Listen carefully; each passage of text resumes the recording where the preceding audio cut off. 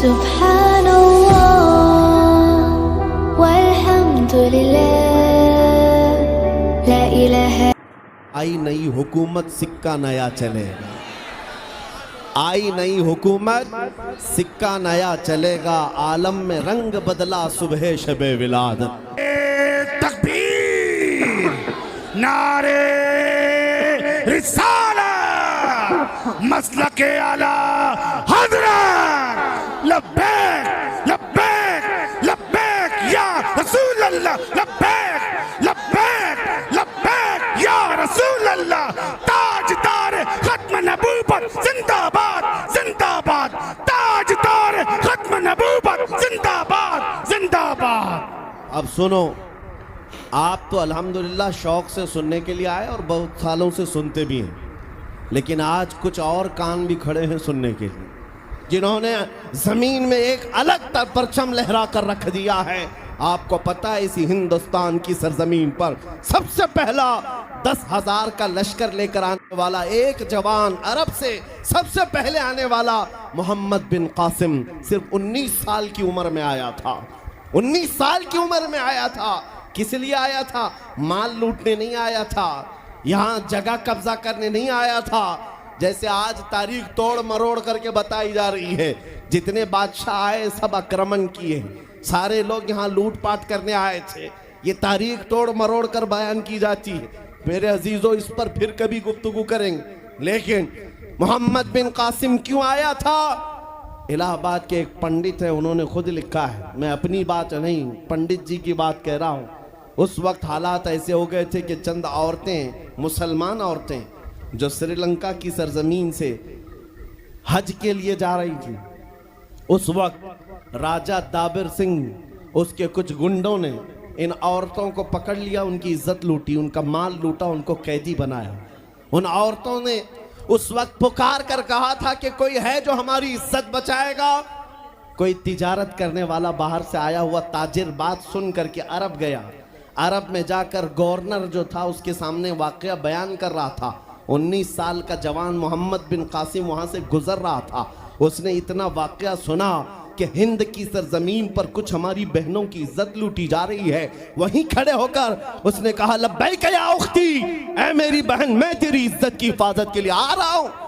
वहां से पुकारा अपने चचा जो गवर्नर था उस वक्त, उससे 10,000 का लश्कर लेकर के सबसे पहले यहाँ आने वाला मोहम्मद बिन कासिम किस लिए आया था? माल लूटने के लिए नहीं, औरतों की इज्जत बचाने के लिए आया था। हिंदुस्तान की सरजमीन पर कदम रखा और उसके बाद सामने मुकाबिल में फौरन जंग के लिए नहीं आया। कहा कि जिन औरतों को कैदी बनाया वो छोड़ दो, जो हज के लिए जा रही थी उन्हें आजाद कर दो, और दूसरी बात, जिन्होंने गुंडागर्दी की है उन्हें पकड़ो और जेल में डालो। राजा को घमंड था, उसने इनकार किया तो मोहम्मद बिन कासिम ने कहा, चलो आओ मोहम्मद अरबी के शेरों से मुकाबला हो जाए। 3 दिन का मुकाबला हुआ था, न राजा बचा न बाजा बचा, सारे हजारे इधर से उधर हो गए और मोहम्मद बिन कासिम का परचम लहराया। मेरे अजीजों, औरतों की इज्जत का मुहाफिज 19 साल का जवान था, जिसने आते ही औरतों की इज्जत भी बचाई और मेरे दीन का परचम भी लहराया। मैं आज पूछता हूं, हमारी उम्रें कितनी हो गई? कई जवान 25 साल 30 साल क्रॉस कर चुके। आज बहुत सारी औरतों की इज्जतें जब लूटी जाती हैं, तुम तो मोबाइल में देख देख करके शेयर कर देते हो, वीडियो इधर से उधर फैला देते हो और उसके बाद समझते हो हम बहुत बड़ा काम कर रहे हैं। हर कोई यही कहता है सबको शेयर करो, सबको शेयर करो, काय के लिए शेयर करो? मेरे अजीजों, ये कौन सी जंग लड़ रहे हो? व्हाट्सएप मोबाइल की जंग लड़ रहे हो? तुम्हारे अंदर अगर गैरत बाकी है तो मेरे अजीजों, किसी की इज्जत लुटते हुए देखकर तुम तमाशा नहीं कर सकते। ईमान बेदार करो, ईमान बेदार करो। ये आज हालात क्यों आए? इमाम गजाली की एक बात मैं सुनाता हूँ। बहुत सालों पहले उस इमाम ने कहा था, 1000 साल पहले तकरीबन, उस इमाम ने कहा था, जब इस उम्मत के सामने उनके रसूल की तौहीन हो रही हो और उम्मत खामोश बैठी रहे तो चंद दिन इंतजार करें, इनकी माँ और बहनों को बाजार में लाकर नीलाम किया जाएगा। इनकी माँ और बहनों की इज्जत लूटी जाएगी और ये कुछ ना कर सकेंगे। इनके बच्चों को मारा जाएगा और ये कुछ ना कर सकेंगे। मैं आज महसूस कर रहा हूँ हुजूर की गुस्ताखी पर और तौहीन पर खामोश रहने का नतीजा ये है कि अब हमारे घर भी सलामत नहीं रहेंगे। लोग आज चीख रहे हैं, मस्जिदें वीरान हो गई, मस्जिदें टूट रही हैं, खानकाहें टूट रही हैं, न जाने कितने मज़ारात बिल्डोज़र से ख़त्म किए जा रहे हैं। ये तमाम बातें अपनी जगह पर। मैं आपसे पूछता हूँ, जाने ईमान रसूलुल्लाह की इज्जत बाकी नहीं रही तो फिर कुछ भी बाकी नहीं रहा। वो जो न हो तो कुछ न हो, वो जो न थे तो कुछ न था। जान है वो जहान की और जान है तो जहान है। आपसे मैं यही कहना चाहता हूं, सीरियस हो जाओ, हसास हो जाओ। हंसी मजाक गलछड़े ये लतीफे लोगों के दरमियान अय्याशियां खत्म कर डालो। आज हर एक के घर से धुआं उठ रहा है और लोग अभी खुशियां और तमाशा देखने में मसरूफ हैं। आज पूरी दुनिया में जो तमाशा है आप नहीं अंदाजा कर सकते। फिलिस्तीन के बच्चों के साथ खून की होली खेली जाती है। हमने इराक में देखा है चंद साल पहले जहां मैदान में खेला करते थे लोग, आज वो मैदान कब्रों से भर चुका है, कब्रों से भर चुका है। इतनी मौतें होती हैं कि जनाजा उठाने के लिए लोग नहीं होते, जनाजा उठाने के लिए लोग नहीं होते। ये तमाम हालात क्यों पैदा हुए? मुल्क के शाम के हालात इतने सख्त तरीन हो गए हैं कि तकरीबन 50 लाख के करीब बेघर हो चुके लोग, जिनका घर नहीं, सब टूट चुका। ये हालात देखकर मैं आपसे कहता हूं, बेदार हो जाओ और अमल की तरफ आ जाओ। क्या अब भी तुम्हें अज़ानें नहीं उठाती? नमाजों के लिए दौड़ते नहीं? अल्लाह का कहर जब आता है, पकड़ आती है, तो फिर कोई तुम्हें नहीं बचा सकता, कोई नहीं बचा सकता। मैं वार्निंग भी दे रहा हूं और आपको बता भी रहा हूं कि नबी करीम सल्लल्लाहु तआला अलैहि वसल्लम का दरवाजा अभी खुला हुआ है, खुला हुआ है। और वो ऐसा नबी है, ऐसा नबी है जिसके दरबार से वाबस्ता होने में कभी आपको शर्म नहीं आएगी इंशाअल्लाह, और कभी आप अपने आप को बेआबरू नहीं समझेंगे, कभी नहीं। मैं अपनी प्रैक्टिकल लाइफ बता रहा हूं। हुजूर की मोहब्बत में, वो वफा में जो मजे हैं वो दुनिया में कहीं नहीं, कहीं नहीं है। जब बेचैन दिल होता है तब भी हम, मेरे अजीजों, गाने सुनकर के अपनी बेचैनी दूर नहीं करते। हम पिकनिक पॉइंट पे जाकर अपनी बेचैनी दूर नहीं करते। जब ज्यादा बेकरारी हो तो यही कहते, उनके निसार कोई कैसे ही रंज में हो। जब याद आ गए हैं सब गम भुला दिए हैं, उनकी महक ने दिल के गुंचे खिला दिए हैं, जिस राह चल दिए हैं कूचे बसा दिए हैं। हुजूर को याद कर लेते हैं, बेचैनी दूर होती है, बेकरारी दूर होती है। आपको मैं ये बात कहना चाहता हूँ, हुजूर की वफा में जो इज्जत है वो कहीं नहीं है, हुजूर की गुलामी में जो इज्जत है वो कहीं नहीं होता है। तब भी हम, मेरे अजीजों, गाने सुनकर के अपनी बेचैनी दूर नहीं करते। हम पिकनिक पॉइंट पे जाकर अपनी बेचैनी दूर नहीं करते।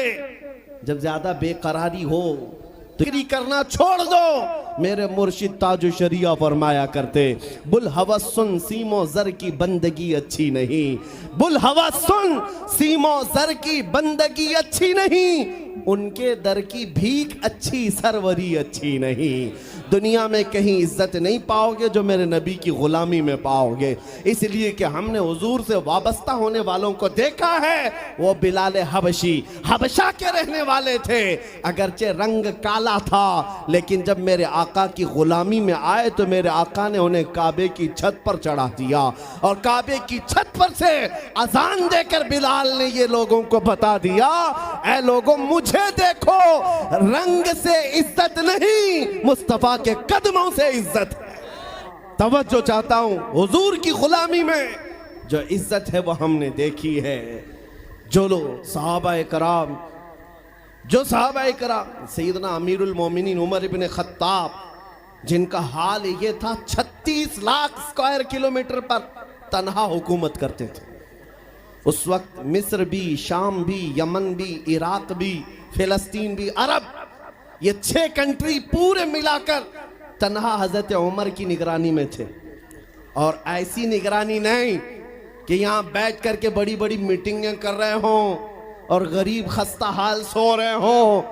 उस खलीफा इस्लाम का हाल ये था, वो मदीने में बैठकर खिलाफत कर रहा था और बड़ी दूर एक औरत अपनी बेटी से कह रही है कि आज थोड़ा दूध में पानी मिला ले। बेटी कहती नहीं, खलीफा उमर बिन खत्ताब की खिलाफत है, उमर इब्न खत्ताब की खिलाफत है। घरों में तक उमर इब्न खत्ताब की निगरानी थी। ये कौन? उमर इब्न खत्ताब रज़ियल्लाहु ताला अन्हु, जिन्होंने लोगों का खून चूस करके हुकूमत की कुर्सी नहीं बिठाई। और दूसरी बात ये भी कि वो उमर सादा जिंदगी गुजारने वाले, उनकी सिक्योरिटी भी ऐसी नहीं थी कि रोल्स रॉयस लगी हुई हो, काली गाड़ियां आगे पीछे घूमती हों। मेरे अजीजों, उस उमर इब्न खत्ताब की बात कर रहा हूं। जब बैतुल मुक़द्दस फतह हो गया तो वहां से हजरत अबू उबैदा बिन जर्राह ने खत लिख करके भेजा कि लोगों की ख्वाहिश है उमर इब्न खत्ताब आप तशरीफ लाएं, बैतुल मुक़द्दस की चाबी आपके हाथ में दी जाएगी, आप तशरीफ लाएं। तो उमर इब्न खत्ताब रज़ियल्लाहु ताला अन्हु मदीने से चल पड़े अपना एक गुलाम लेकर के। लेकिन गुलाम और खुद होने के बाद एक ही घोड़ा था। तय ये कर लिया गुलाम के साथ कि 1 मील मैं बैठूंगा तू चलेगा और दूसरे मील तू बैठेगा मैं चलूंगा। ये शान उमर इब्न खत्ताब रज़ियल्लाहु ताला अन्हु की। मैं क्यों कह रहा हूं अभी बताता हूं। और इस तरह से सफर कटता रहा। 1 मील खुद बैठते, 1 मील गुलाम बैठता था, क्योंकि उनके अदल के सामने किसी की नहीं चलती। फिर जब इत्तेफाक ऐसा है बैतुल मुक़द्दस करीब आया, लोग सब देखने के लिए बाहर आए, लेकिन घोड़े पर बैठने की बारी गुलाम की थी और आपकी चलने की थी। बारी बारी है, गुलाम बैठा हुआ आ रहा है और खलीफा वक्त रस्सी पकड़ा हुआ आ रहा है। लोग दौड़े दौड़े आए, फिलिस्तीन के अमीरुल मोमिनीन कहकर नारा लगा रहे थे। तो जो मौजूद सहाबा थे उन्होंने बताया ये घोड़े पर बैठा हुआ अमीरुल मोमिनीन नहीं है, ये घोड़े की रस्सी पकड़कर जो आ रहा है वो अमीरुल मोमिनीन है। ईसाइयों ने पहली मर्तबा देख करके पूछा था, ए मुसलमानों क्या तुम्हारा बादशाह ऐसा भी होता है? उस वक्त सहाबा ने कहा पहली बात तो हमारे यहाँ बादशाह होता ही नहीं, बादशाह नहीं होता। और उनकी ये जिंदगी मैं इसलिए बता रहा हूं। फिर ईसाइयों ने कहा अगर ये घोड़े की रस्सी पकड़कर चलता है तो इसके डर से कैसर और किसरा क्यों कांप रहे हैं? इसके डर से पूरा ईरान, पूरा रोम कांप रहा है। आखिर कौन सी ताकत है इस उमर के अंदर? ये तो रस्सी पकड़कर घोड़े लेकर चल रहा है। तब जानते हो मेरे अजीजों, उमर इब्न खत्ताब रज़ियल्लाहु ताला अन्हु ने लोगों को जमा करके बताया, ऐ लोगों सुनो, मेरी हैसियत सिर्फ इतनी थी, मैं खत्ताब का बेटा उमर, बचपन में 2 बकरियां मुझसे नहीं संभाली जाती और मेरे बाप मुझे हर दिन मारते थे, बकरियां नहीं संभालनी आती। लेकिन आज गौर से देखो, आंख खोलकर, वही खत्ताब का बेटा उमर है। 36 लाख स्क्वायर किलोमीटर पर तन्हा हुकूमत करता है। इसलिए नहीं कि खत्ताब का बेटा उमर है, इसलिए कि मोहम्मद अरबी का गुलाम उमर है। मुस्तफा, मरहबा या मुस्तफा। अजीजा ने गिरामी वक़ार, मैं आपको कई मिसालों से बता सकता हूँ। इज्जत सहाबा ने रसूलुल्लाह के कदमों से पाई, ये पाक के कदमों से पाई है। आज जिस जलसे में जाएं आला हजरत, अभी अगर मैं पूछूं इश्क मोहब्बत आला हजरत आपको बोलने की जरूरत ही नहीं। हर इलाके में सुन्नियों का मजमा खुद ही कहता है। हालांकि इस नारे का मतलब क्या है? इश्क मोहब्बत 2 लफ्ज हैं। जैसी ही इश्क पुकारा जाए, मोहब्बत पुकारी जाए, हर एक कहता है आला हजरत, आला हजरत। मेरे अजीजों, ये बात इसलिए मैं कह रहा हूं, 100 साल गुजर जाने के बाद भी उस इमाम का नारा हर मजलिस की रौनक क्यों बना है? इसलिए कि वो बरेली का इमाम जिंदगी भर अपने कसीदे नहीं पढ़ता था, अपने खानदान की बड़ाइयां नहीं बोलता था, बल्कि जब भी बोलता था तो यूं कहता, सरवर कहूं कि मालिको मौला कहूं तुझे, बागे खलील का गुले ज़ैबा कहूं तुझे, तेरे तो बस ऐबे तनाही से हैं बरी।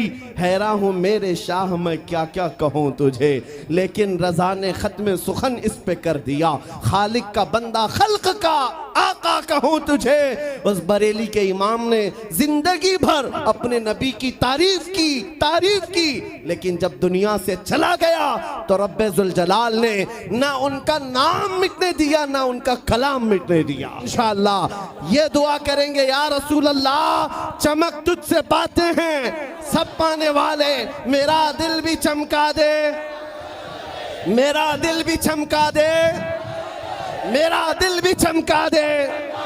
बरसता नहीं देख कर अबर रहमत, बदों पर भी बरसा दे। बरसाने वाले मैं मुजरिम हूँ आका, मुझे साथ ले लो कि रस्ते में हैं जा बजा थाने वाले।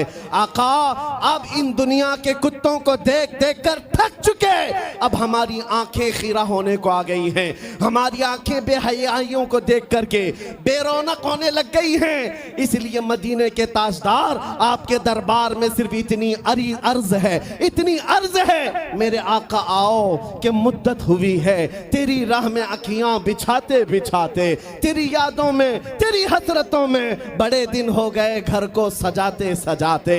सुना है आप हर आशिक के घर तशरीफ लाते हैं, मेरे घर में भी हो जाए चरागा, मेरे घर में भी हो जाए चरागा। हर सुन्नी की तड़प है या नहीं मेरे आका हमारे घर तशरीफ लाएं, हर एक की तमन्ना है या